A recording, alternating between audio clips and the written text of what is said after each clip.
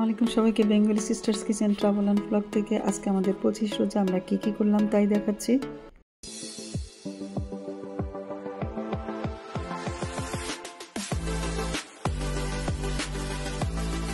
আজকে ইফতারিতে ছিল বেগুনি আর চিংড়ি ফ্রাই আর সস, আর ভাতে ছিল কাঁকরোলের তরকারি আর মিষ্টি কুমড়োর তরকারি। দেখাচ্ছি তাহলে কিভাবে করলাম।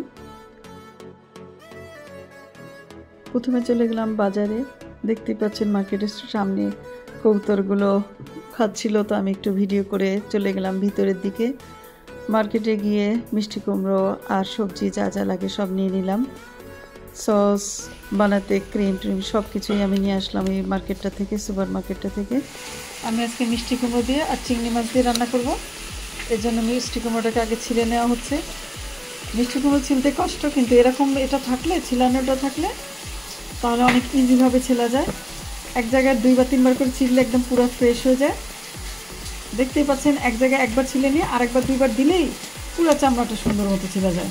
নাহলে তো অনেক কষ্ট লাগে বটি দিয়ে কাটতে।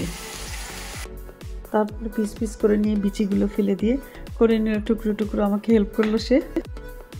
প্যানের মধ্যে পেঁয়াজ, কাঁচামরিচ আর রসুন দিয়ে একটু ব্রাউন করে নেওয়া হলো। তারপরে আমি দিয়ে দিলাম এর মধ্যে অন্য মশলাগুলো। দিয়ে দিলাম হলুদ, মরিচ, ধনে, জিরে, লবণ, সব কিছু দিয়ে ভালো করে নেড়ে পানি দিয়ে দিলাম। একটু মশলাটা কষিয়ে নিয়ে দিয়ে দিলাম চিংড়ি মাছগুলো। চিংড়ি মাছটা একটু ভালো করে কষিয়ে নিলাম। নিয়ে দেখতেই পাচ্ছেন ভালোভাবে কষিয়ে পানিটা যখন শুকিয়ে গেল, এর মধ্যে দিয়ে দিলাম মিষ্টি কুমড়োগুলো। মিষ্টি কুমড়ো দিয়ে আবারও নাড়াচাড়া করলাম ভালো করে। কুমড়োটা দিয়ে ভালোভাবেই কষাতে থাকলাম, বারবার নাড়িচাড়ে কষিয়ে নিলাম। মিষ্টি কুমড়ো থেকে একটু পানি বের হলো, তারপরে সেটাও একটু শুকিয়ে গেল।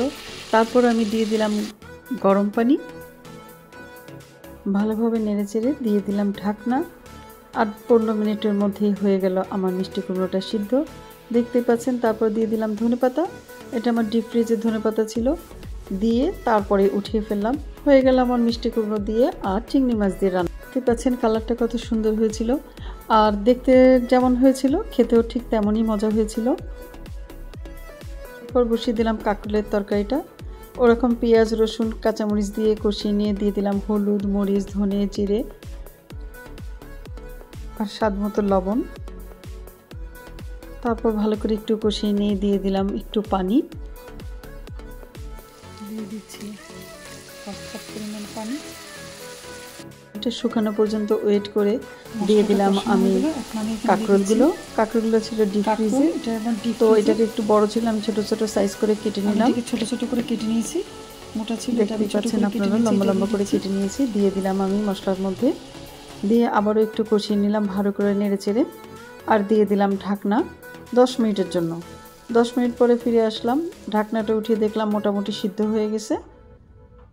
ভালো করে নেড়ে নিলাম, নেড়ে নিয়ে দিয়ে দিলাম আবারও একটু পানিটা দিয়ে তারপরে আমি মাছকে ভেজে রেখেছিলাম। দেখতেই পাচ্ছেন আপনারা, কয়েক পিস মাছকে আমি নিয়ে ভেজে রেখেছিলাম। এই মাছগুলোকে আগে দিয়ে দিলাম, দিয়ে আবারও দিয়ে দিলাম ঢাকনা। 7-8 মিনিটের মতো ওয়েট করলাম। এর মধ্যে আমি নারকেলটাকে, ডিপ ফ্রিজের নারকেল প্যাকেটে ছিল, নারকেলটাকে পেস্ট করে নিলাম। আর নারকেলের পেস্টটা দিয়ে দিলাম মাছের মধ্যে, দিয়ে ভালো করে ঘুরিয়ে ফিরিয়ে নেড়ে নিলাম। দেখতে পাচ্ছেন আমি যাতে স্বাদটার ভিতরে ঢুকে নারকেলের স্বাদটা সবজি ও মাছের মধ্যে, এই জন্য ভালো করে ঘুরিয়ে নিলাম। এটা দিলেই তরকারির কালারটা খুবই সুন্দর হয়ে যায়। দেখতেই পাচ্ছেন আপনারা উঠে গেছে, তরকারিটা আমার মোটামুটি হয়ে গেছে এখন। আর এর মধ্যে দিয়ে দেবো আমি ধনেপাতা।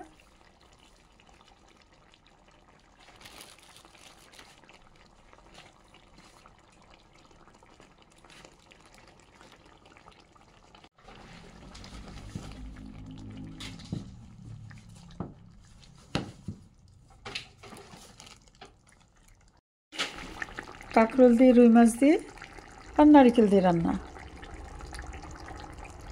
নোয়াখালীর মানুষদের একটা ফেভারিট ডিশ, কিন্তু এটা অনেকে এটা খুব পছন্দ করে খায়। হাজব্যান্ডও খুব পছন্দ করে, এই জন্য রান্না করে ফেললাম এটাই। আর না খেলে এভাবে রান্না করে ট্রাই করে দেখতে পারেন, বেশ মজাই লাগে। পর চিংড়ি মাছকে ছিলে ধুয়ে নিয়ে নিলাম পানি শুকিয়ে।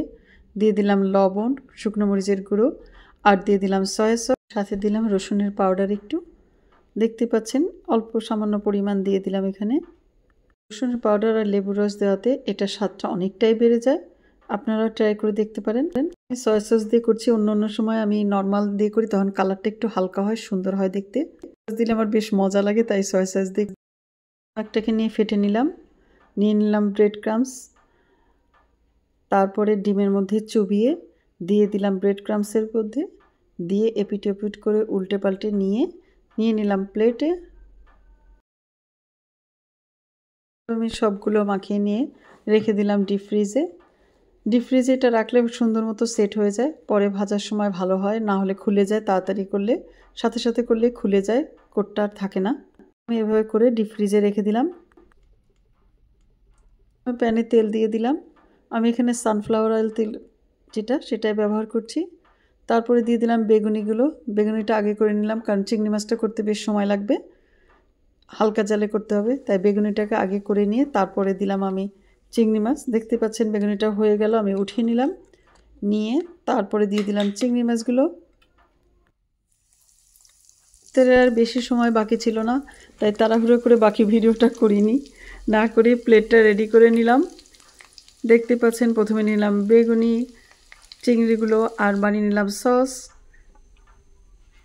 তারপর প্লেটটা রেডি করে নিয়ে নিলাম ভাত রেডি করে। ভাতটা আগে নিলাম 2 রকম তরকারি, আর বাকি অন্য তরকারি ছিল, ওইটা আর দেখাচ্ছি না। তাহলে এই পর্যন্ত, চলে আসবো অন্য ভিডিও নিয়ে। আল্লাহ হাফেজ।